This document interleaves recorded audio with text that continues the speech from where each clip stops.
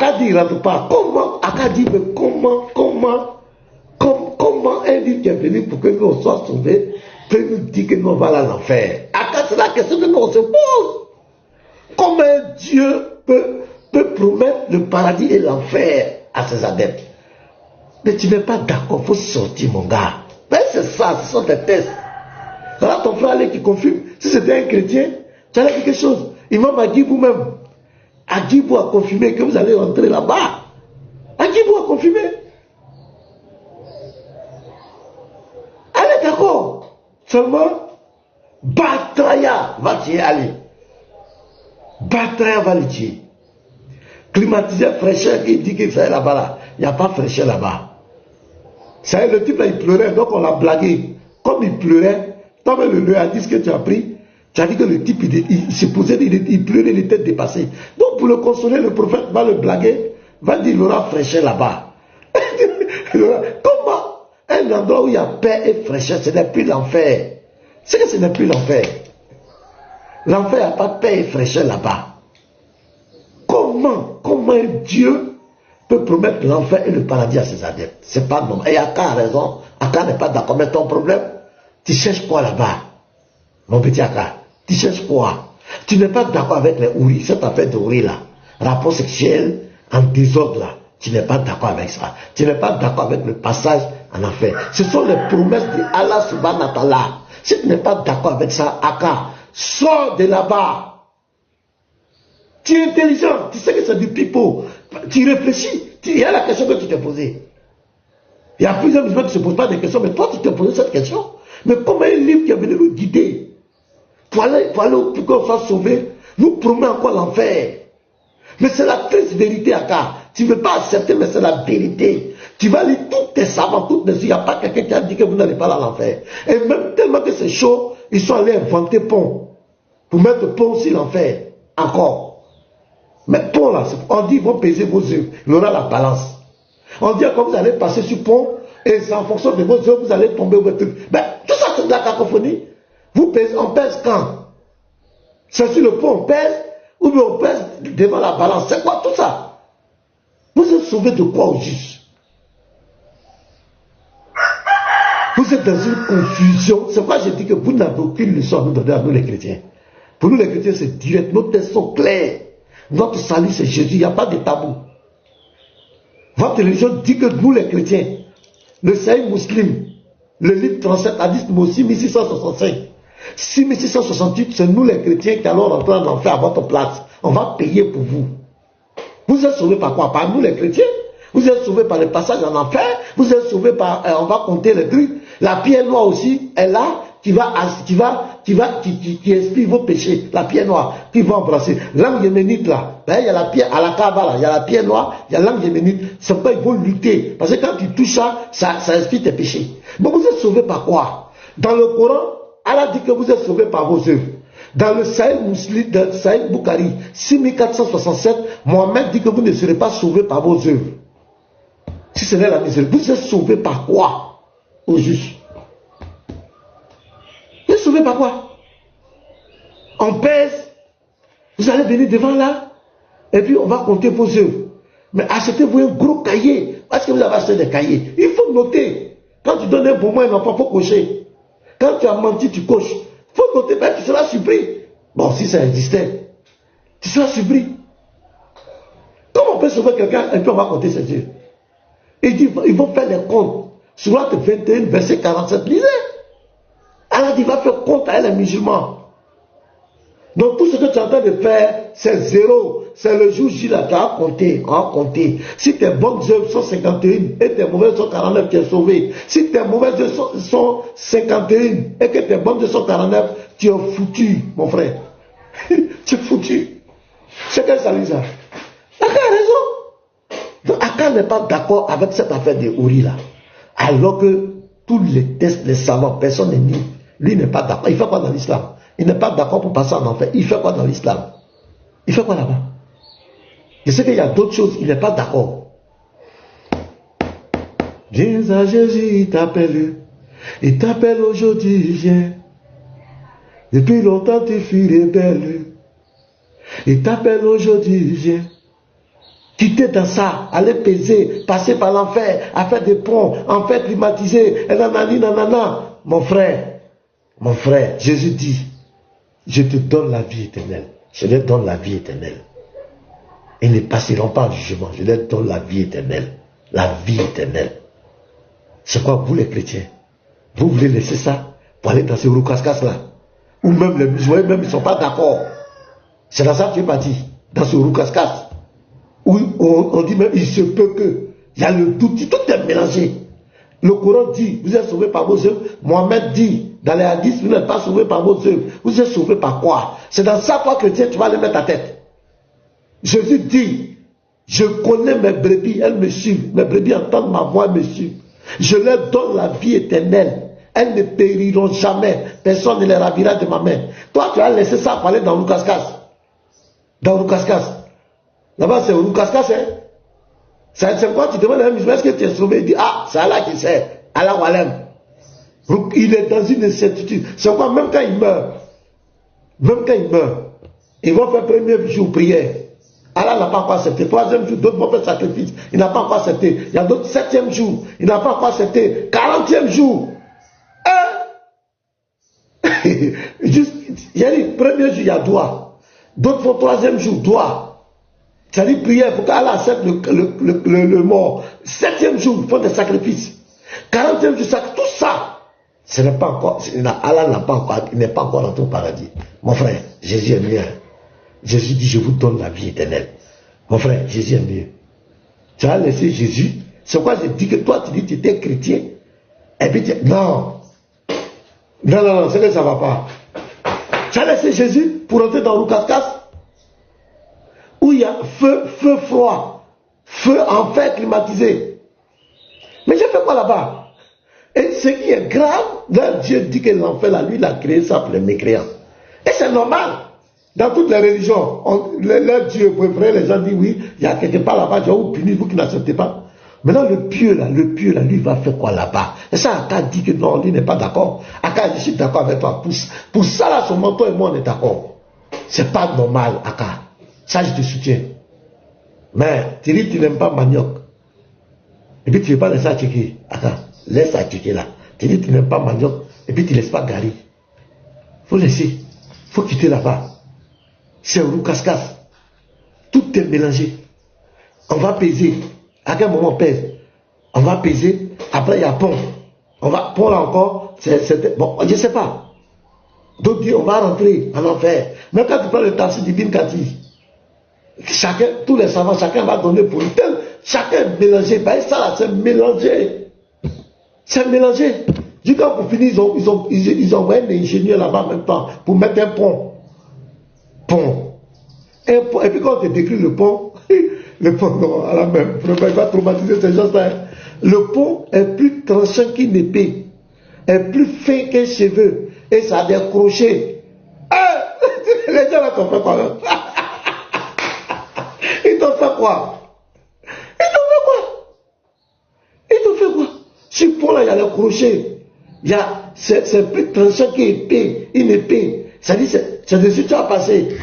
Et puis c'est plus fin qu'un cheveu. Imaginez ce spectacle, les gars. Le feu en bas de toi là-bas. Et puis on te fait. Mais tout ça, qu'est-ce que les gens t'ont fait même? Allah subhanahu wa ta'ala. Qu'est-ce qu'ils t'ont fait? Pourquoi faire souffrir des gens comme cela? Sur la terre même, au début même, les musulmans devaient prier 50 fois par jour. 50 fois. C'est-à-dire Allah n'a pas prévu même qu'ils travaillent même. Selon la source, c'est Moïse qui allait plaider. Mohamed allait plaider avec Moïse pour qu'il mette 5. Ça, il devait plaider. Les gens t'ont fait quoi? Vraiment, il faut laisser les gens en paix. Donc, les chrétiens, restons dans notre coin. Nous casse de là-bas, là. Même entre eux, même là, ils ne s'entendent pas. Entre même les savants, ils ne s'entendent pas. Toi, tu es clair. On dit on te donne la vie éternelle. La vie éternelle, toi tu veux laisser ça pour aller mettre ta tête dans Roucascas. Moi je ne vais pas dans Roucascas. Mon chemin est droit. Tu as la vie éternelle. Aujourd'hui là où tu es, en tant que chrétien, toi qui as accepté le Christ, tu as la vie éternelle. tu ne passeras plus en jugement. C'est pourquoi nous, quand vous lisez Apocalypse 20, le verset 4 à 5, c'est nous qui avons la première résurrection. C'est nous. Nous, on ne passe pas devant le tribunal. C'est nous. La première résurrection, c'est nous. C'est pourquoi la Bible dit, heureux ceux qui n'ont pas la première résurrection. C'est fini. Nous, on n'est pas condamnés. Toi, tu as laissé ça. Tu as laissé ça pour aller dans Roucascas. Allez-y. Partez. Nous, on est là. Nous, on est en Jésus. On ne rentre pas, on ne va pas dans Roucascas. Enfer climatisé. Et enfer où il y a paix et fraîcheur. C'est que c'est plus enfer. Ce n'est plus enfer. Où il y a paix et fraîcheur, ce n'est plus enfer. Moi, je ne rentre pas là-bas. Enfer. Il y a parti enfer, paix. Pourquoi? Oh, allons-y les gars. Je vous montre deuxième vidéo. Paix et fraîcheur. Et puis allez, Batraya va te dire aller. Il n'y a pas plus Batraya que ça. Allez. Allons-y ici. Qu'est-ce que j'ai fait? C'est quelle vidéo là? Ici. Alors, il y a une vidéo qui tourne là. Je vais vous montrer un peu la position de nos gars. Il y a des gens qui croient que c'est de l'amusement.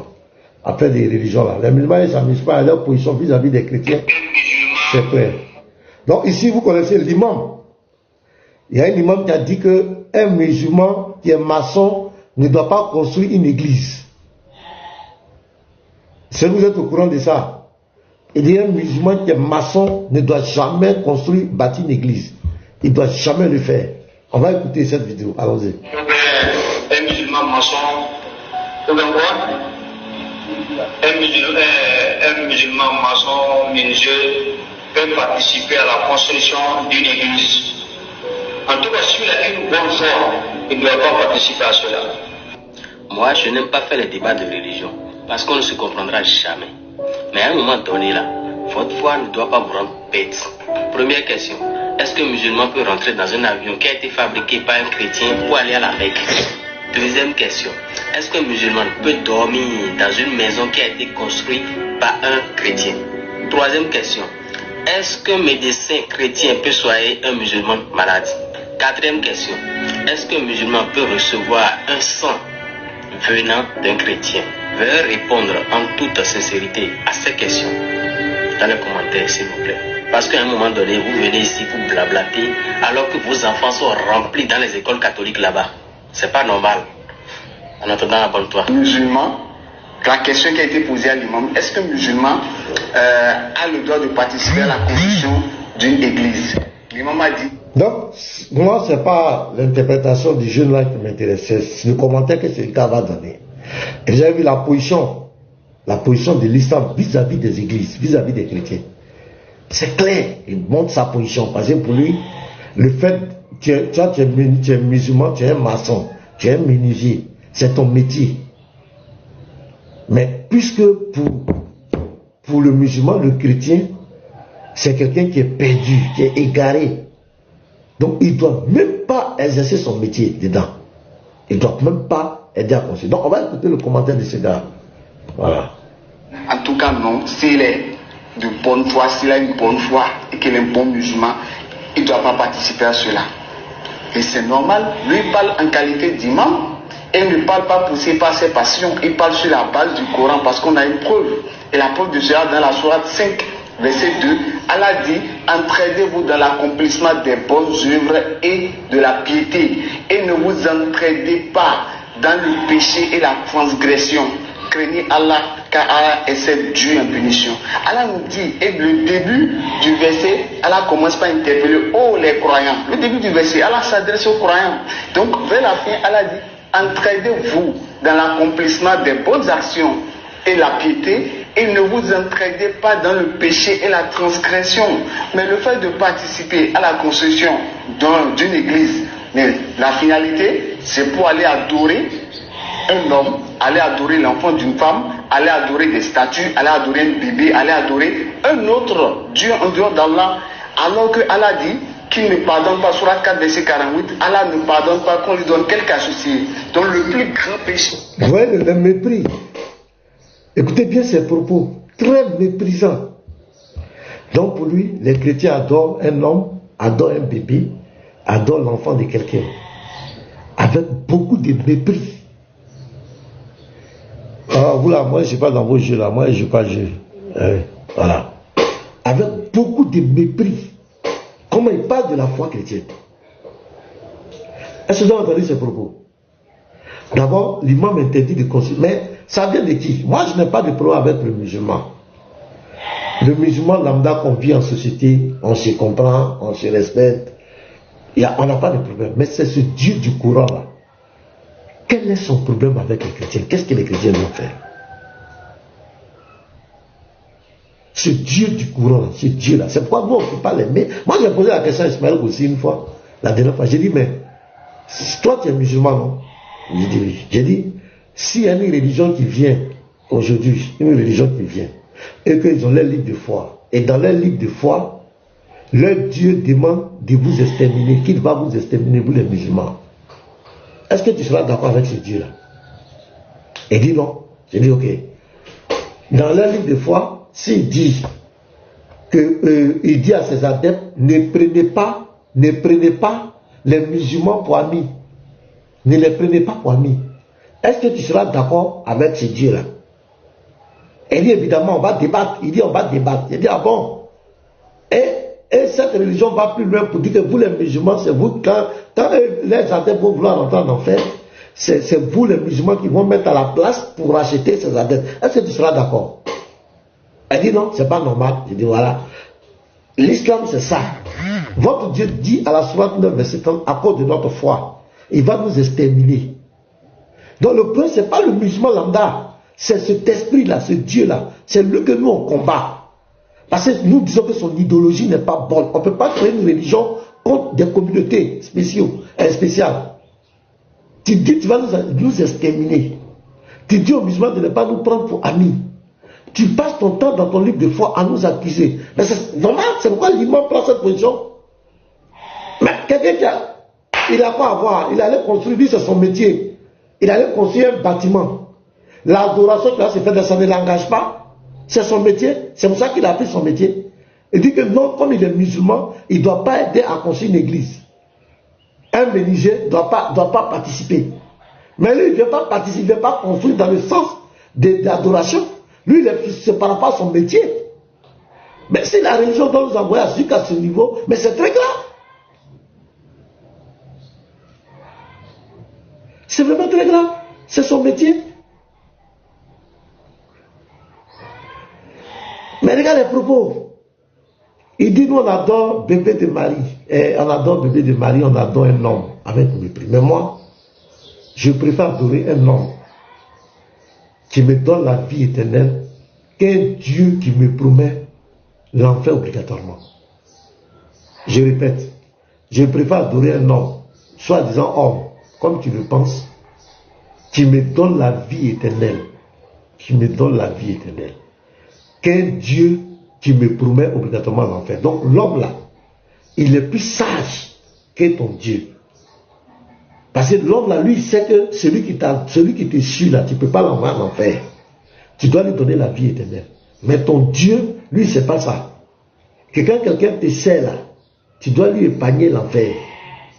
Donc moi, on préfère adorer un homme qui nous donne la vie éternelle qu'un Dieu qui nous promet l'enfer obligatoirement. Je préfère adorer un homme qui me promet un paradis, dont je serai dans la gloire de Dieu, dans la présence de mon Seigneur. Parce que c'est la plus grande bénédiction qu'un homme peut avoir, être dans la présence de Dieu, être dans la gloire de Dieu. Je préfère qu'un Dieu qui me promet un paradis voluptueux, un paradis de patous, un paradis de débauche. Est-ce que c'est clair? Je préfère un homme qui est tolérant, avec ceux même qui quittent sa voie, qu'un Dieu qui demande déjà ceux qui le quittent. Voilà, il faut que ce soit clair. Donc ça, c'est pour faire ça. Voilà. Je préfère. Vraiment, c'est pas possible. Donc, vous voyez, ce genre de propos, de mépris. Maintenant, dans le Coran, il y a l'église. Sourate 22, verset 40. Je vais dire ça. C'est quelle église ça? Sourate 22, verset 40. Si je vois, attends, c'est ça. Hein? Je vais voir. Surah 22, verset 40. Les églises où Allah son nom est prononcé, quelle église? Surah 22, verset 40.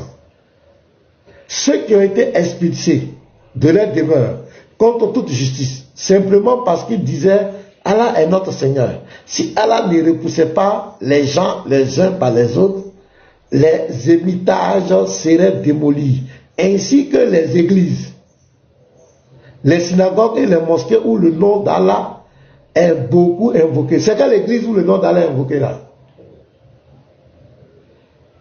Ou bien c'est moi, il voit mal. On dit les églises. Dans l'église, est-ce que le maçon il peut construire ça? Les églises où le nom d'Allah est invoqué là. Fais ça avec ton imam. C'est quelle église où le nom d'Allah est invoqué? Je vais relire. Surah 22, verset 40. Ceux qui ont été expulsés de leur demeure contre toute justice, simplement parce qu'ils disaient Allah est notre Seigneur. Si Allah ne repoussait pas les gens les uns par les autres, les ermitages seraient démolis, ainsi que les églises, les synagogues et les mosquées où le nom d'Allah est beaucoup invoqué. Allah soutient ceux qui soutiennent sa religion. Allah est assurément fort et puissant. Maintenant, les églises ici où le nom d'Allah est invoqué là, est-ce que le musulman peut construire ou bien construire pas? L'imam, si vous voyez l'imam là, posez-lui la question. Église, et puis on dit, c'est pas, on dit beaucoup invoqué. Il y a les églises où le nom d'Allah est beaucoup. C'est quelle église? Hein, donc Allah n'est pas trop contre les églises, quoi. Hein, les églises sont non invoquées, c'est quelle église? Vous connaissez les églises là, les gars? C'est le Coran qui le dit, hein. Vérifiez Surah 22, verset 40. C'est pas moi qui ai écrit. Il y a les églises où le nom d'Allah est invoqué. C'est quelle église? Vous connaissez ces églises-là? Bon, peut-être en Europe, vous qui êtes en Europe, ou bien en Amérique, partout. Vous connaissez ces églises-là? Ou bien en Arabie Saoudite. Les églises où le nom d'Allah est beaucoup invoqué, beaucoup. C'est pas un peu, hein, beaucoup invoqué. Est-ce que maçon musulman peut construire ces églises-là où le nom d'Allah est beaucoup invoqué? Voilà.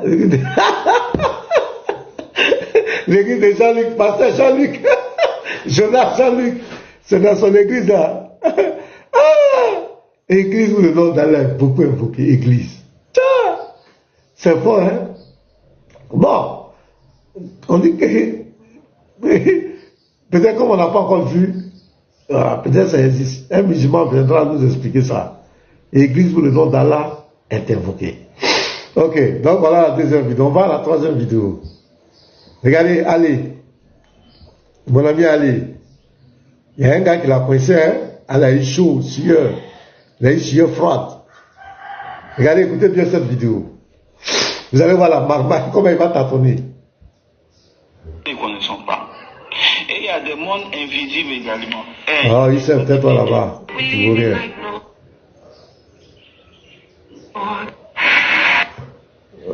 Allons-y. Voilà, j'ouvre ici. Et parce que vous avez beaucoup de réponses, que même les chrétiens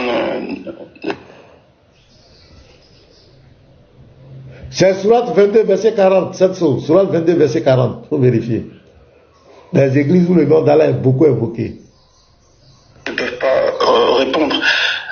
Est-ce que tu peux expliquer Jean 1.1, s'il te plaît? Écoutez, hein, les gars. Premièrement, Jean 1.1. Malheureusement, tous les chrétiens prennent ça pour essayer de définir, pour essayer de faire comprendre que ça parle de Jésus et autres. Tous les chrétiens. Alors que premièrement, quand tu prends un texte, il faut souvent faire une analyse. Donc au début, il dit tous les chrétiens prennent ça pour essayer de faire comprendre que ça parle de Jésus.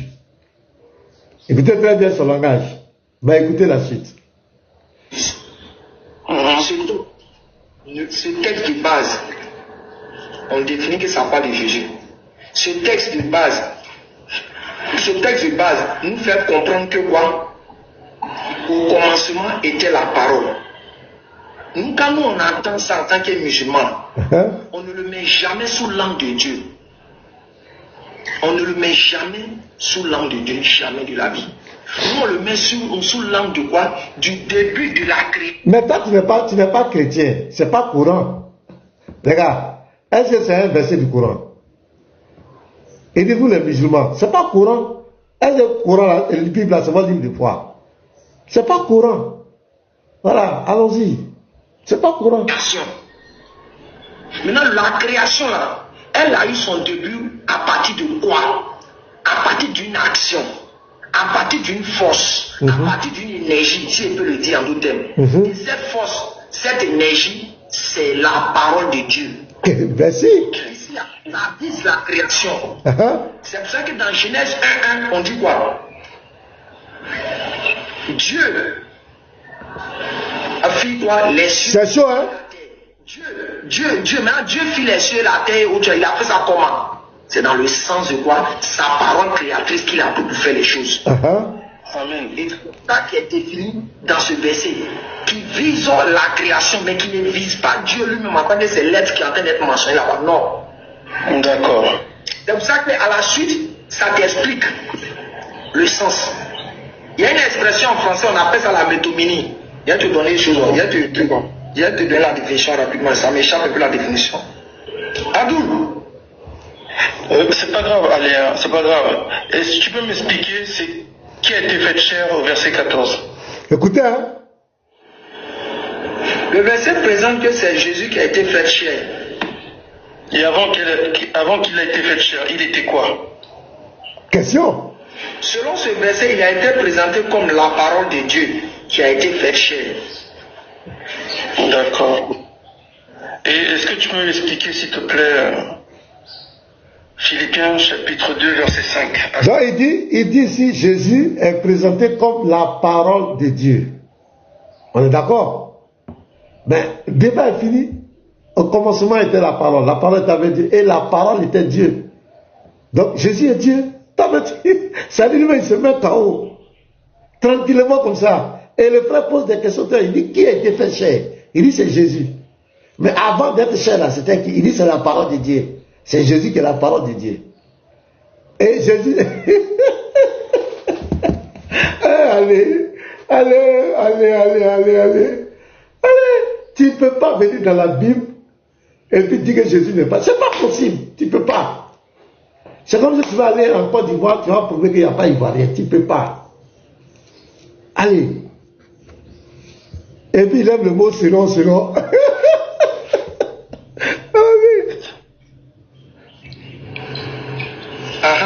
Voici ça. Il y a le grand frère qui a donné. Regarde d'abord. La métominie, figure de style qui consiste à remplacer un mot par un autre grâce à un rapport de contiguïté. Et tu comprends? Tu vois que non, écoute bien, on dit au commencement était la parole. Et la parole était avec Dieu. Et la parole était Dieu. Tu vois que la parole après ça a été remplacée par qui? Par Dieu, non? Oui. Donc c'est une figure de style qui consiste à faire quoi? Qui consiste à remplacer un mot par un autre dans le but de te faire comprendre quoi, l'harmonie, et puis de te faire comprendre qu'est-ce qui est visé derrière. Mais qui n'exprime pas à la base de cette chose-là. Comme tu vois souvent ils ont dit la parole était Dieu, au commencement elle était la parole, après elle était avec Dieu. C'est pas le commencement de Dieu, c'est le commencement de quoi? Sa création. Alors que la création n'a eu que son origine, son début, grâce à la parole. Attends, qui a compris quelque chose d'assez? Qui a compris quelque chose? Allez, extraordinaire. Ça dit, le texte est devant lui. Un musulman, vous êtes extraordinaire. Ça dit, à cause de la divinité de Jésus, tu dois être ridicule, vous être ridicule. Le texte dit, la parole était Dieu. Tu dis mythomanie, je ne sais pas quoi. La parole est Dieu. Et on va te dire que c'est lui qui a créé tant. Et la parole est devenue chair. C'est clair. Qu'est-ce que tu racontes? Qu'est-ce que tu cherches? Tout ça, c'est pour ne pas accepter la vérité. C'est tout le problème. Je vous dis, sans la malhonnêteté, aucun musulman ne peut prendre la Bible et prouver dedans que Jésus n'est pas Dieu. Il faut être malhonnête. Regardez tout ce roucascas qu'il est en train de faire. Le texte est clair. Au commencement était la parole. La parole était avec Dieu. Et la parole était Dieu. C'est clair. On dit la parole est divine. Elle est divine. Au verset 14, la parole a été faite chair. Dieu est devenu homme. C'est ça que Jésus. C'est clair. Le texte est clair. Le texte est clair. Mais il va chercher des roucascas. Et lui-même, il confirme que c'est la parole qui est devenue chercher Jésus. Donc on utilise la parole comme cet élément de base du début de cette création. Maintenant, tu dis quoi? Tu avais donné... Voilà, et c'est cette parole, le verset 14, qui a été faite chair, qui a pris le nom de Jésus. C'est quoi en fait des paroles là? Oui, maintenant quoi? Voilà, il dit, Attends, regardez la question du frère. Le frère, il ne discute pas. Il pose des questions, lui-même, il atteste. Ça a été fait chair, oui. Maintenant, il y a quoi? Excuse-moi, j'ai cru que tu voulais parler. Je disais que... Attends. C'est derrière. Mais qui n'exprime pas la base de cette chose-là. Comme souvent, ils ont dit la parole était Dieu, au commencement était la parole était avec Dieu. C'est pas le commencement de Dieu, c'est le commencement de quoi? Sa création. Alors que la création n'a eu que son origine, son début, grâce à la parole. Donc on utilise la parole comme cet élément de base du début de cette création. Maintenant tu dis quoi? Tu avais donné... Voilà, et c'est cette parole, le verset 14, qui a été faite chair, qui a pris le nom de Jésus. C'est quoi en fait des paroles là? Oui, maintenant quoi? Tu dis quoi? Cette parole a été faite chair, oui. Maintenant, il y a quoi? Excuse-moi, j'ai cru qu'Abdou voulait parler. Je disais que cette parole que tu es en train de parler là, c'est la même qui a été faite chair et qui a pris le nom de Jésus, c'est ça? Oui, selon le verset qui est défini ici. Et le chapitre qu'on... D'accord. Est-ce que Jésus est le même, est égal à Dieu? Jésus n'est pas égal à Dieu. Jésus lui-même, c'est même pas moi, mais c'est Jésus lui-même qui a tout défini ça. Parce que vous avez beaucoup de réponses. Donc, il ne sait pas que le frère l'a pris. Tu as vu, non? Le frère l'a pris doucement. Lui-même, il a confessé doucement, doucement. Il a reconnu que Jésus est la parole de Dieu. Il a reconnu que c'est Jésus qui s'est fait homme, la parole qui est devenue chair là. C'est lui qui a pris le nom de Jésus. Il dit oui. Donc vous voyez comment le frère l'a pris. Et il est tombé dedans comme un petit truc. Non seulement ici ça règle le problème de la préexistence de Jésus avant les 33 ans de vie. Donc Jésus était la parole qui a tout créé avant de venir sur la terre. Le frère l'a pris doucement, doucement, et puis il répond comme un bébé. K.O. Voilà. Si c'était nos visages là, il allait nier, mais le frère allait doucement. Quand il parle, le frère l'écoute. Et puis il pose des petites questions. Et allez tombe dedans. Allez confesse, tranquillement. Il vient de mettre des mains au départ. Donc mes bien-aimés, soyez bénis abondamment.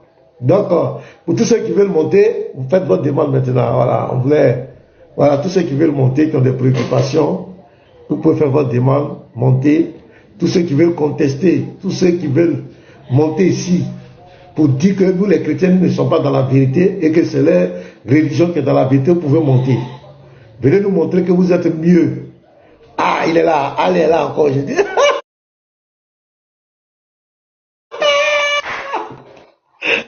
Je maîtrise mon gars. Quand je le touche net, voilà le chapeau.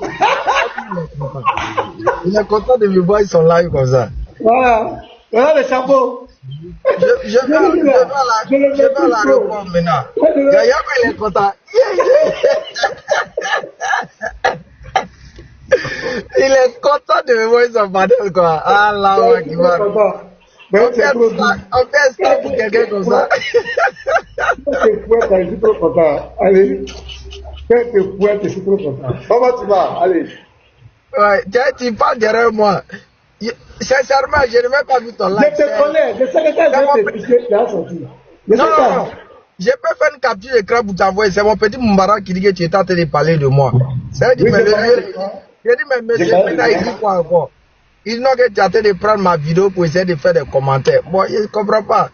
Tu as vu? J'ai pris encore la même posture. Je vais à l'aéroport. Je vais te fouetter. Hein? Bon, allez. Quand tu dors, tu te réveilles. Tu sais que tu ne peux jamais me fouetter. Jamais. Regarde, je vais te dire quelque chose. La dernière fois, c'était la divinité de Jésus. On a parlé de la divinité de Jésus. Tu n'as pas été capable de prouver devant nous que Jésus n'est pas Dieu. Ça, c'est un. Tout cette vidéo que tu as coupé là, quand nous on regarde, ça nous fait rire. C'est l'expression de ton ignorance. que tu expliques ça. Sinon, tu n'as donné aucune preuve. Aucune. Mais moi, je t'ai posé des questions ici, tu n'as pas été capable de répondre. Tu n'as pas été capable de répondre à mes questions. Et le fait que tu n'as pas répondu à ces questions-là, tu es KO. Je t'ai pris Jean 20, verset 28. Quand Thomas dit, mon Seigneur et mon Dieu, l'honnêteté dans ce texte, je t'ai posé la question. Qui est le Dieu et le Seigneur de Thomas dans ce texte? Tu n'as pas été capable de répondre. Deuxièmement, regarde comment je t'ai fait tomber. J'ai pris Apocalypse 1, le verset 7 à 8. Je t'ai demandé qui vient au verset 7, qui vient au verset 8. Tu as dit quoi? Tu as dit c'est Jésus. Mais le verset te dit quoi? C'est lui le Seigneur Dieu, le Tout-Puissant. Tu es KO. Je t'ai présenté Apocalypse 22, le verset 1 à 4. Explique-nous comment ils ont le même trône, ils ont le même serviteur, ils ont le même nom, ils ont la même face. Tu as été incapable de répondre à lui. Tu es tombé. J'ai pris 1 Jean 5, verset 20. Je t'ai posé la question. Allez, qu'est-ce que tu as fait? Tu as dit, je suis allé prendre le semeur, mais tu n'as pas été capable de contredire le test. Voilà qu'on fait un débat. Maintenant, toutes les questions que tu as posées là, quand je te réponds, certainement compréhension, tu ne comprends pas, tu ne connais pas quelque chose, le dogme de quelqu'un. Quand la personne t'explique, pour toi, c'est comme tu es étonné, et puis tu coupes, tu as fait une vidéo. Mais ça, tu es tombé. Même la vidéo que je viens de montrer ici, tout à l'heure, devant le frère, on dit, je parlais, si tu veux, je vais jouer. Tu viens de reconnaître que Jésus est Dieu, tu es tombé encore. Donc, c'est quoi? Toi, tu peux fouetter qui? Tu m'as fouetté en quoi? En comment tu m'as fouetté? C'est avec quel argument tu m'as fouetté, allez? Avec quoi? Je ne sais même pas. Quand je regarde tes vidéos, vous coupez, ça me fait rire. Mais tu es tombé. Tous ceux qui connaissent le débat, tu étais venu pour prouver que Jésus n'est pas Dieu. Tu as été incapable. Et tu n'as pas été capable de répondre aux questions basiques. Et même là où tu es, tu ne peux pas répondre. Tu ne peux pas répondre. Tu vas faire tomber qui? Moi, pasteur Ménard, tu ne peux pas aller. Et ça, c'est dans la Bible. Hein? Mais même dans ton Coran, ton Dieu, si on va, je te trouve, par rapport à ton Dieu toi-même, tu vas baver mal. Allez. Ton Dieu dont tu parles, si on va là-bas, toi et moi, tu vas baver. Ça, je te dis, c'est un défi. Il ne faut pas faire comme Oussa Djane. Je t'ai dit que ça, je vais te trouver là-bas, on va voir. Si devant moi, tu peux prouver que le Dieu de l'islam est le véritable Dieu, tu vas baver. Ça, je te le dis. Mais là, je t'écoute. Maintenant, tu vois, tu sais, comme l'adage le dit, nul n'est sourd que celui qui ne peut pas entendre. Et c'est ce que tu fais. C'est le fait que tu te mets dans une posture de nier ou de ne pas accepter. Bon, ça, c'est ton choix personnel. Hein. On ne t'en veut pas. Mais je le dis toujours, tout ce qui s'est passé, les vues qui sont coupées là, c'est les gens qui ont fait ça. C'est même pas moi. C'est les gens qui ont fait ça. Et puis moi, il n'y a qu'à republier. Donc, pour dire à chacun ou à ceux qui nous ont écoutés, d'apprécier.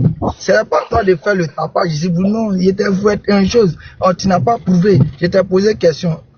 C'est quelle question toi tu vas poser dans la Bible concernant soi-disant divinité de Jésus que nous on ne peut pas te répondre. Toi tu sais pertinemment que les choses que tu dis là, c'est pas écrit. Tu parles comme ça, mais on est obligé d'accepter. Sinon tu sais que c'est pas écrit. Quand tu viens donc ici, c'est son côté homme qui parle, c'est son côté Dieu qui parle ici. C'est écrit où? C'est où Jésus a dit ça? Il faut être honnête, c'est toi qui fais la déduction. Hein? Et moi j'ai compris que quoi? Les passages que tu sais réellement que ça dit que Jésus n'est pas Dieu là, c'est là-bas que ton cœur te fait comprendre qu'ils sont en train de dire, là-bas que c'est son côté homme. Toi, quelle est la preuve pour te dire que c'est son côté homme? C'est quelle preuve? C'est pas que tu sais que le verset montre que ici il est dans l'incapacité, c'est pour ça que tu dis que c'est son côté homme qui parle. Soit si dans ta conscience, le verset ne te faisait pas comprendre ces réalités, tu n'as pas eu le contraire. Tu allais te réfugier dans certains passages et autres. Et on sait qu'à l'aller-retour, que ce soit dans l'Ancien comme dans le Nouveau Testament, tu seras toujours fouetté maintenant. Toujours fouetté. Donc, je viens avec ma préoccupation. Tu aimes prendre souvent, je vois, tu aimes prendre Michée 5, le verset 1 jusqu'à 4. Voilà. Je vois que tu aimes prendre ça. On est d'accord que tu aimes ça dans ce verset. Amina. C'est un verset de la Bible. Ça parle de Jésus ou bien ça ne parle pas de Jésus? Ça parle de Jésus. Ok, faut-nous lire le verset en 3 à 4. Non, attends, avant de parler de Michel là, est-ce que tu peux m'affronter aussi sur la divinité d'Allah? Non problème. Moi-même, je ne sais même pas pourquoi Yet n'est pas venu. J'ai fini le live à minuit par là. Tu n'es même pas venu, je n'ai même pas compris. Je dormais. Il a plu chez nous. Faut même pas t'inquiéter. Les nuits là, moi les nuits là, allez, je vais te dire mon programme. Les nuits là, je suis avec ma famille. Une fois je suis à l'église, je suis chez ma famille. Tu ne vas pas me voir connecter pour la nuit. Donc si tu veux que je vienne te corriger, voilà, les 15h, 16h, ou bien les matins comme cela là, actuellement les chrétiens sont allés au boulot, je suis là tranquille, je peux faire des lives tranquillement, mais quand ça avance dans l'après-midi là, voilà, j'ai trop de choses à faire. Les lives là. Il n'y a même pas de problème, je vais simplement préparer un jour, et puis bon, je vais voir comment tu vas venir, il n'y a même pas de souci à cela, il ne faut même pas t'inquiéter. Voilà, maintenant, avant d'attaquer Michel, je viens, avant d'attaquer Michel, je vais dire que tu as dit que, moi j'ai dit que Dieu, côté homme, côté Dieu, moi je ne peux pas prouver ça. Je vais prendre le test que toi-même, la vidéo que j'ai jouée derrière toi là, je vais prendre le test. Et puis on va analyser devant tout le monde. Je prends Jean 1.1, au commencement était la parole. Elle était d'accord avec moi que la parole c'est Jésus, non? Est-ce que tu es d'accord? Le texte présente que la parole c'est Jésus. Mais moi je dis, écoute-moi bien, le texte présente que c'est Jésus. Donc je donne droit à ce texte-là. Mais Jésus n'a jamais dit quelque part qu'il est la parole de Dieu. Ça n'existe pas. Donc, non, c'est pas de ça qu'on parle. Il faut laisser ça. Il faut laisser ça. Voilà. Et quand vous dites Jésus est fils de Marie là, Jésus a une fois dit quelque part qu'il est fils de Marie. La Bible le dit. La Bible dit que Jésus est fils de Marie. Ah, donc faut pas dire que voilà, c'est la Bible. Moi aussi, c'est la Bible qui le dit. Donc faut pas dire que. Même Jésus même a confirmé ça. L'ange a confirmé ça. Attends, est-ce que Jésus a une fois dit je suis fils de Marie, je suis bébé de Marie? Il a une fois dit ça. Il a déjà dit ça. Où? Dans Jean 2, lorsqu'il a dit mère, il parlait d'église.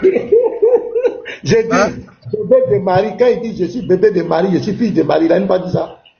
Il a déjà dit ça. Lorsqu'il dit mère, dans Jean 2, il parle de quoi? C'est ça. Dit mère, ça ne veut pas dire je suis bébé. Il n'a pas dit bébé de Marie. Attends, si moi je dis par exemple maman, je suis son enfant, ça, on a besoin de faire école pour ça. Allez. Même dans le texte grec là, c'est pas mère qui est là-bas. Je ne vais pas rentrer dans ça. Dans le texte grec là. Voilà, donc, non, reviens, allons-y, il ne faut pas distraire les gens. Tu as dit que la parole c'est Jésus. Écoute-moi. Et la parole était Dieu. Ça veut dire quoi? Le texte dit quoi? La parole était Dieu, ça veut dire quoi? Jésus c'est la parole, était Dieu, ça veut dire quoi? Demi-toi. Ici sur l'introduction des gens, oui, de faire comprendre ce qu'on appelle la métominie. J'ai expliqué ça. Mon frère, nous on ne connaît pas gros français ici. J'ai dit, la parole était Dieu, ça veut dire quoi? C'est ça, c'est un langage, ça va, mon frère, non, ça va aujourd'hui, ça va. Comme je t'ai dit, c'est la métominie. On peut même, si tu veux, tu prends ton... Allez, pardon. La parole est Dieu. L'objectif, c'est d'enseigner. L'objectif, c'est pas de venir polémiquer. Je ne vais pas rentrer dans ce jeu avec toi. Maintenant, moi, je viens pour aider les gens. Je ne viens pas pour polémiquer. On n'a pas besoin de connaître. Toi, tu vas aider qui? Réponds à la question. La parole est Dieu. Ça veut dire quoi? Arrête ça maintenant. C'est un ensemble de phrases où on te fait comprendre une réalité. Je le répète. La parole était Dieu. C'est quelle réalité? Ça veut dire quoi? Je répète encore maintenant. C'est pas en persistant dans ça que tu as prouvé quelque chose. Je dis et je répète. Arrête de persister. Ça vu non? Ça vu déjà c'est KO. Regardez les gars. Il est KO. Il peut pas. Il est KO. La parole était, tu as dit la parole c'est Jésus. On dit la parole était Dieu. Il est KO. Il peut pas répondre. Et lui, là, il va aller couper vidéo pour dire que lui, il est venu me mater. Regardez. Tu es là pour prouver que Jésus n'est pas Dieu. On te met un test. Tu dis la parole c'est Jésus. On dit la parole était Dieu. Faut dire, oui, le texte dit que Jésus était Dieu. Je suis musulman. Moi, je ne suis pas d'accord. Ça c'est votre texte. Ça, c'est honnête devant les gens. Le texte est clair. La parole était Dieu. Ça veut dire que Jésus était Dieu. Oui, c'est ce qui est écrit. Mais moi, en tant que musulman, je ne crois pas en ça. Voilà quelqu'un qui est honnête dans la vie. Mais il ne va pas répondre. Hein? Il ne va jamais répondre. C'est ce qu'on appelle la malhonnêteté intellectuelle. Et je vous dis, sans la malhonnêteté, sans le sophisme, aucun musulman ne peut venir prouver dans la Bible que Jésus n'est pas Dieu. On n'a même pas arrivé quelque part, il est KO. Maintenant, il attend la mythomanie. C'est écrit où? Ton mot que tu as, c'est écrit où? Qui t'a dit ça? Tu es savant chrétien? Regardez-moi un gars comme ça, qui te connaît? On te connaît où? Dans le christianisme, qui te connaît? Allez, qui te connaît? Nous, on ne te connaît pas. Ton mot que tu es en train de dire là, qui t'a enseigné ça? Qui t'a dit ça? Tu as pris ça où? Tu dis la parole, c'est Jésus. La parole était Dieu. Ça veut dire quoi? Jésus était quoi? Allez, réponds. Il ne faut pas nous distraire ici. Ouvre ton micro, réponds. Mythomini. Tu es devenu savant chrétien maintenant. Ok, maintenant, tu vois, comme je vais me répéter encore, mon objectif, c'est pas de préciser. Réponds à ma question, pardon, réponds à ma question, s'il te plaît. Attends, tu es venu pour que je te donne l'enseignement. Pardon, allez, réponds. Je te donne l'enseignement. Ah non, tu me laisses parler, non? Maintenant, si tu avais. Non, c'est une question que tu réponds honnêtement. Non, je vais te donner, mais si tu veux faire minutes. Moi, je ne t'empêche pas de parler. Même la dernière fois, tu es venu. Voilà, toi et moi, on a bien de alors, moi, je n'ai pas de problème à ça. Mais allez, devant les 700 personnes, il faut être honnête. Là, le texte dit, tu as dit que la parole c'est Jésus. Le texte dit la parole était Dieu. Maintenant, s'il te plaît. Non, allez, il faut être honnête. Il faut être honnête. Maintenant, s'il te plaît. Bon, vas-y, parle, vas-y. Non, je n'ai pas dit que je ne vais pas parler. Il faut être honnête. Allez. Tu peux dire oui, le texte dit que Jésus est Dieu, mais je ne suis pas d'accord. En tant que musulman, ça c'est votre texte. C'est votre type de foi. Ça n'engage que vous. Mais il faut être honnête. Le texte dit clairement que Jésus est Dieu. Il faut être honnête dans ta vie. Il faut être honnête. Tu dis la parole c'est Jésus. On dit la parole était Dieu. Il faut être honnête. Ça ne va rien enlever, ça ne va pas faire de toi un chrétien. Le texte est clair. Il faut être honnête, il faut reconnaître. Et puis tu dis maintenant qu'en tant que musulman, je ne suis pas d'accord. Et ce n'est pas ma foi. Ça ne va rien t'enlever. Mais devant tout le monde, le truc est blanc. Et toi, tu ne veux pas reconnaître. C'est quel débat tu es venu faire? C'est quel débat tu es venu faire? Et la dernière fois, c'est comme ça le même débat. Quand je te pose mes questions, ça te fait bugger en même temps le cerveau. Tu ne peux pas, tu peux pas répondre. Allez, ouvre ton micro, réponds. Et puis si tu veux, tu prends 10 minutes pour développer. Réponds à la question. La parole était Dieu. La parole c'est Jésus. Jésus était Dieu. C'est écrit ou pas? Allez, réponds. Vas-y. J'espère que tu vas me laisser parler. Tu n'as pas interféré. Tu as vu que je t'ai écouté sagement. Hein? Oui, réponds à la question. Oui, réponds à la question. Maintenant, ce petit jeu que tu fais là, je t'ai toujours dit, tu ne peux faire qu'à tes abonnés, prendre ça pour les distraire. Réponds. La parole était Dieu. Ça dit quoi? C'est déduction bidon. Nous tous, on peut faire ça dans la Bible. Je t'ai toujours dit maintenant, arrête ces gens de déduction bidon qui ne servent à rien dans la Bible. Genre où tu vois un mot, ils ont dit Dieu, et puis tu déduis en même temps. C'est pas comme ça. C'est un ensemble de phrases qui visent un enseignement. On ne prend pas un mot dedans et puis on vient dire non, la parole du Dieu. Ça n'a pas de sens maintenant. Le verset est clairement écrit quoi? Au commencement était la parole. En tant que quelqu'un qui est pasteur, tu attends bien au commencement. Dieu n'a pas de commencement, ça n'a pas de sens. Ça vise.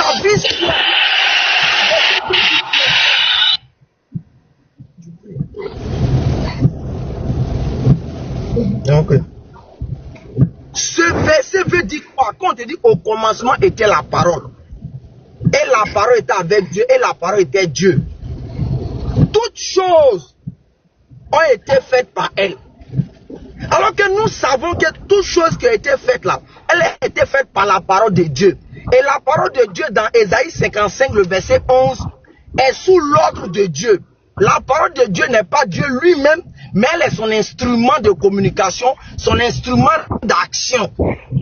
Donc ici, là, ils sont en train de te parler de la création. La base de cet enseignement, c'est la création. Dans cette création a eu un commencement par quoi? Par la parole. C'est ce que le verset veut dire. Mais tu avais une expression là. Non, ici, là, ça veut dire quoi? Allez. Ça veut dire quoi? On t'explique maintenant et puis tu veux aller ailleurs. Allez. Maintenant, je reprends encore. La parole de Dieu là, écoute-moi, non, laisse-moi terminer, puis donne la parole. La parole de Dieu n'est jamais Dieu lui-même. Dans aucun verset de la Bible où la parole de Dieu est Dieu lui-même. La parole de Dieu, que ce soit dans l'Ancien Testament, jusqu'à la fin de la Bible, la parole de Dieu est toujours présentée comme le pouvoir de la création de Dieu, est toujours présentée comme l'instrument que Dieu utilise pour agir. Et la preuve palpable se trouve dans Isaïe 55, le verset 11. Dieu dit, ma parole ne retourne pas à moi sans avoir accompli mes désirs et ma volonté. Donc la parole de Dieu, elle est sous la condition de Dieu, elle est sous la soumission de Dieu. Elle n'est pas Dieu lui-même en chair et en os. La parole de Dieu. Revenons dans Michée maintenant. Tu vas prendre là-bas. Calme-toi. Tu vas voir ce qu'il a te montré dans Michée tout à l'heure. Faut te calmer. Et la parole était Dieu. Tu veux que je ouvre ma caméra? Tu vas mettre en grand et ouvre ma caméra. Ouais, mets le verset même en grand. Aujourd'hui là, tu vas répondre. Et la parole était Dieu. Ça veut dire quoi? Tu vas répondre aujourd'hui. On s'en fout de ta philosophie. Jean 1,14. Hein. Non, Jean 1. Oui, pardon. Jean d'abord. Voilà, il faut mettre dessus. Il va répondre. Tout ce que tu racontes là, ça ton langage que toi. Tu vas répondre. Et la parole était Dieu. C'est écrit, tu vas répondre. Allez. Voilà.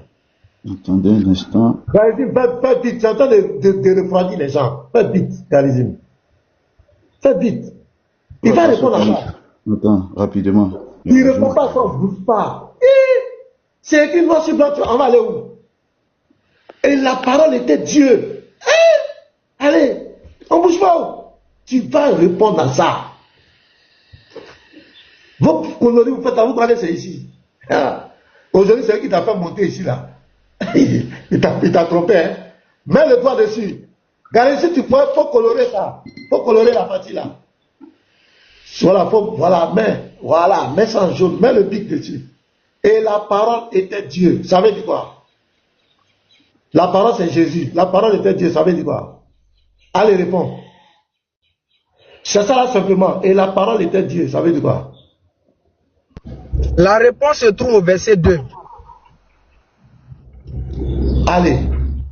Et la parole était Dieu. Ça veut dire quoi? La réponse se trouve au verset 2 maintenant. Non, c'est pas verset 2. Tu as fait pourquoi? J'ai dit. Tu as fait pourquoi? Allez, je te respecte bien. La réponse se trouve au verset 2. Si c'était un autre musulman là, il y a longtemps je l'ai jeté. Parce que quand on arrive à là, quand on est malhonnête comme cela là, moi je ne suis pas avec ça. Le texte est devant nous là. Et la parole était Dieu. Et la parole était Dieu. La réponse au verset 2 maintenant. Bon allez, donc on va se laisser. Mais c'est pas la peine. Aïe. Mais tu es malhonnête. Je ne peux pas te sauver de malhonnête. C'est mon droit. C'est mon droit d'être comme ça si tu le veux. C'est ton droit d'être malhonnête. Non, attends. J'ai dit c'est mon droit. C'est mon droit d'agir comme je veux. Ah, c'est ton droit d'être malhonnête. Ok, mets-toi. C'est toi qui me traite. Attends, écoute. C'est toi qui me traite. Tu es malhonnête. Tout le monde sait que tu es malhonnête. Tout le monde sait que tu es malhonnête. Mais maintenant, depuis qu'on a commencé l'échange, si tu as bien remarqué, si on reprend la vidéo, le nombre de fois que tu m'as traité de malhonnête, on ne peut pas compter. Le nombre de fois que tu m'as traité d'ignorant, on ne peut pas compter. Mais jusqu'à la présence que tu m'as vu, je suis rentré dans ces invectives. Je ne suis pas rentré dans les Allez. Maintenant, je répète encore. La réponse se trouve dans le verset 2. La réponse se trouve dans le verset 2. La réponse ne se trouve pas au verset 2. La réponse ne se trouve pas au verset 2. On dit la parole était Dieu. La parole était Dieu. Ça veut dire quoi? Mais il y a une suite maintenant. Pourquoi tu fuis le verset? Pourquoi tu fuis la Bible? Il y a une suite. C'est pas qu'il fuit. Moi, il t'a posé la question au verset 2. Non, il a fui. Lis la suite du verset. J'ai dit, allez, tu es KO. Tu es tombé. C'est pas grave, je suis KO. Lis la suite du verset. C'est vrai. Lis la suite du verset. Faut te calmer. Lis la suite du verset maintenant. Il faut te calmer. Au commencement était la parole. La parole était avec Dieu. Et la parole était Dieu. Et la suite était Dieu. Parce qu'il y a un point. La phrase est finie, il y a un point là. Voilà. La suite, maintenant, lis la suite du verset. Il est KO. Bon, va Mais c'est que maintenant, arrête ce jeu-là, s'il te plaît. Tu ne peux pas répondre. Tu ne peux pas Maintenant, la suite du verset dit quoi? Maintenant, lis la suite du verset. Lis la suite du verset. Oui, non, c'est pas quelque chose de lis la suite du verset maintenant. Une motion vite fait, parce que pourquoi tu ne veux pas répondre à ma question? Lis la suite du verset, tu auras ta réponse. Pourquoi tu ne peux pas répondre à ma question? Pasteur, une motion vite fait. Répondre à la question. Une motion vite fait, pasteur. Une motion vite fait. Vas-y, il va. Merci. Alors, bon, allez, bonjour déjà, bonjour, allez. Mettez-moi en grâce au Père, je vais montrer un truc rapidement et puis moi je vais me muter. Voilà. On peut poser question à l'homme, il est cloué comme cela, matin, bonnet là. J'ai demandé ce que c'est que la métonymie, parce qu'il emploie la métonymie. La métonymie est une figure de style qui consiste à remplacer un mot par un autre qui est lié par un rapport logique, plutôt que par une comparaison ou une ressemblance, comme la métaphore. Comment ça marche? On ne nomme pas directement l'objet ou l'idée, mais quelque chose qui lui est associé. La cause pour l'effet, le contenant pour le contenu, l'auteur pour l'œuvre, le lieu pour les personnes, etc. Exemple, boire un verre. On ne boit pas le verre, mais le contenu. Lire un Victor Hugo. On lit l'œuvre écrite par Victor Hugo, mais pas la personne. La Maison Blanche a annoncé, pour désigner le gouvernement américain par le bâtiment, toute la ville était dehors. Ville représentant les habitants. Maintenant, je viens sur Jean 1.1. Voilà, c'est là qu'il va mieux rigoler maintenant. Jean 1, le verset 1. Est-ce que c'est de la métonymie qui est employée, la figure de style, sur laquelle Ale voudrait s'accrocher? Est-ce que c'est de la métonymie qui est employée pour Jean 1, le verset 1? Le texte utilisé, Jean 1, écoutez bien, Jean 1, le verset 1, n'emploie pas la négation parfaite. Jean 1, le verset 1, n'emploie pas une métonymie. Ça, c'est un petit chaos. Le texte utilise plutôt une affirmation théologique directe exprimée par une construction grecque très particulière, mais pas une figure de style comme la métonymie. Donc, depuis ce matin, quand Ale veut faire croire aux gens que c'est de la métonymie qui est utilisée, c'est du faux. Je voudrais que lui aussi, il puisse nous prouver que c'est de la métonymie qui est utilisée. Pourquoi ce n'est pas une métonymie? La métonymie remplace un mot par un autre lié logiquement. Boire un verre. Mais dans Jean 1, le verset 1, il n'y a aucun remplacement de ce genre. Aucun remplacement. Voilà le temps. Donc, je reviens à ma question. Voilà. Au commencement était la parole. Oui, je finis ici. Au commencement était la parole. Et la parole était auprès de Dieu. Et la parole était Dieu. Le grec dit, donc ils ont sorti le grec. Ici, le mot Dieu n'est pas un substitut ni un symbole. Il n'y a aucune indication que Dieu serait utilisé pour désigner autre chose, un attribut, une fonction, un message. C'est une déclaration d'identité. La parole possède la nature de Dieu. C'est la nature de Dieu. Ce n'est pas de la métonymie. Maintenant, merci pour ton ajout. Gazi, remets le test. Voilà, on va aller. Pasteur, pardonnez. Pardonnez. 2 secondes dans ce que Garizim affiche là. 2 secondes. Regardez, au commencement était la parole. Au commencement était la parole et la parole était avec Dieu. La deuxième partie du verset 1 là, c'est ça qui est au deuxième. On dit la parole était avec Dieu. C'est la même chose qui est répétée au verset 2. La parole était avec Dieu. Maintenant, la suite dit la parole était Dieu. J'ai compris, pardon. Merci frère, tu vas prendre. Mets le test. Allez, tu as dit que la parole était Jésus. Mets le doigt dessus, Garizim. Voilà. Et la parole était Dieu. Ça veut dire quoi? Ouvre ton micro. Ouais. Ils ont eu renfort. Il a eu 2 renforts pour l'aider. Il y a oui, ça fait rien. Et la parole était Dieu. C'est ma question, réponds à ma question. Tu as envoyé un renfort, il a parlé pendant plus d'1 minute. Laisse-moi parler. Allez, réponds à ma question. La parole était Dieu. Maintenant, laisse-moi parler. Je répète encore maintenant. Maintenant, je répète encore. Je répète encore pour que tu puisses comprendre. Jean 1:1. La réponse de la parole était Dieu là. Se trouve au verset 2. Si tu lis là, le débat est fini. Allez. Tu lis là, le débat est fini maintenant. Allez. Et je reviens maintenant. Je reviens maintenant sur ce qui... Oh là là. Arrête tes amusements là. Arrête tes amusements. Le verset commence au verset 1. Avant 2, 3, 4. La parole était Dieu. Explique-nous ça. C'est ce que je t'ai demandé. Lis le verset 2 maintenant. Le débat va finir. Lis le verset 2. Ok, attends, je vais. Elle était au commencement. On va lire le verset 2. Elle était au commencement. Elle était au commencement avec Dieu. Oui. Ça veut dire quoi? Ça veut dire quoi? Non, c'est à toi, il faut répondre. C'est toi. C'est toi qui as dit. Ça veut dire quoi? Non, Réponds, tu vas avoir la réponse de la réponse. Faut expliquer. Faut expliquer. Non, ça veut dire quoi? Elle était au commencement avec Dieu. Il faut expliquer. Tu as dit c'est la réponse non à ma question. Donc, ce n'est pas à moi de répondre, c'est à toi de dire. Ok. Maintenant, je vais t'expliquer avec Ésaïe 55, le verset 11 maintenant. Où Dieu dit, ma parole ne retourne pas à moi sans avoir exécuté ma volonté et mes désirs. Okay. La parole là, attends, laisse-moi parler. Avant qu'elle retourne, elle était d'abord Dieu. C'est ça, on dit, la parole était au commencement avec Dieu. Oui. Tu comprends maintenant, non? On a compris. Maintenant, il a fait on est d'accord. On est d'accord.